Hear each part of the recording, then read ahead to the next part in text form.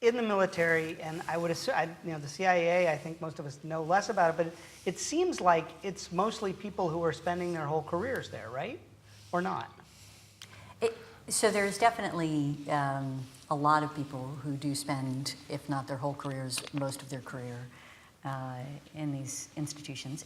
And one of the things that I think, it has been one of the challenges, particularly in the technology area, right, has been actually getting people to come in mid-career, finding an opportunity for them to do it in a way that makes sense for their career, attracting them, setting up a process for hiring them, doing all of those things, and those have required exceptions, and that's one of the things that we've done, that we did during the Obama administration, was trying to find ways to do that. I don't think that's necessarily bad, but here's one way of thinking about this problem, for obviously folks to react to and think about.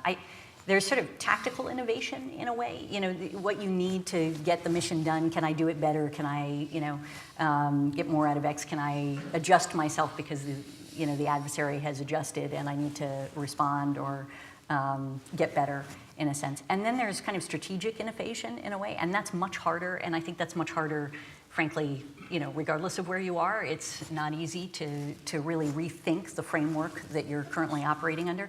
And some of the problem, I think, with that is because you have folks who have lived and become institutionalized and, are attached to what they're doing. And one of the ways that we would try to deal with that in the context of the agency, at least, and then within the intelligence community more generally, is doing red cells, people who really step out of the roles, who are institutionally out of the sort of chain of command, who are separated for years, not somebody who's just stepping out for a short period, and who actually provides sort of like under different assumptions analysis that would go one way or the other.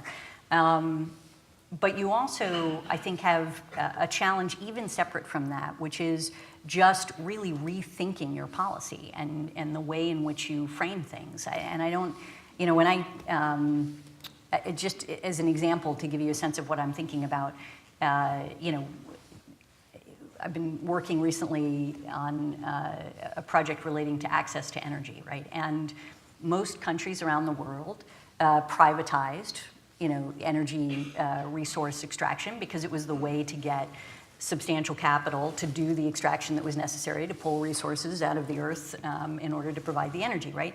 And that was sort of the most effective way to do it.